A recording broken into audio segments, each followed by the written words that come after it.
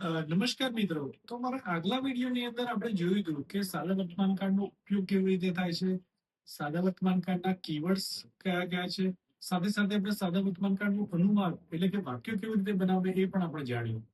હવે હું આપને એક અગત્યની વાત કરવા માંગુ છું કે અંગ્રેજીની અંદર ગ્રામર શીખવું ખૂબ જ સરળ છે, પણ ગ્રામરની સાથે સાથે આપણે શબ્દ ભંડોળ પણ શીખવા ખૂબ જ જરૂરી છે. તો અંગ્રેજીની અંદર જ્યારે વાક્ય બનાવવાની વાત આવે છે ત્યારે તમારી પાસે પૂરતો શબ્દ ભંડોળ હોવો ખૂબ જ જરૂરી છે.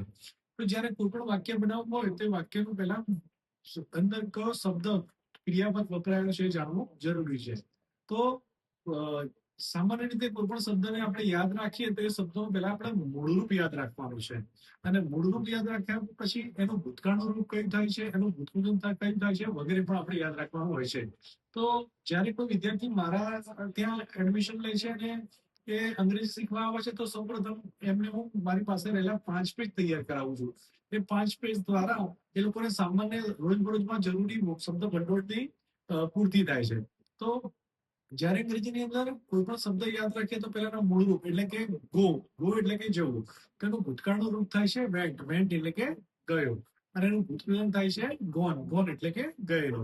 એ જ રીતે બીજું ઉદાહરણ લઈએ કે કમ એટલે કે આવવું, એનું ભૂતકાળનું રૂપ થાય છે કેમ એટલે કે આવ્યો, અને એનું ભૂતપૂર્વ થાય છે કમ એટલે કે આવેલો.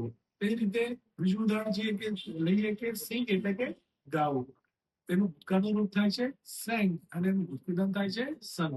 તો આ જ રીતે આવા શબ્દો આપણે તૈયાર કરવાના રહે છે, તો જેથી આપણને અંગ્રેજી બોલવા માટે જે પણ જરૂરી શબ્દો છે આપણને સરળતાથી આવડી જાય છે. તો આવા વધુ વિડીયો જોવા માટે મારી યુટ્યુબ ચેનલ લાઈક શેર અને સબસ્ક્રાઇબ કરો. Thank you.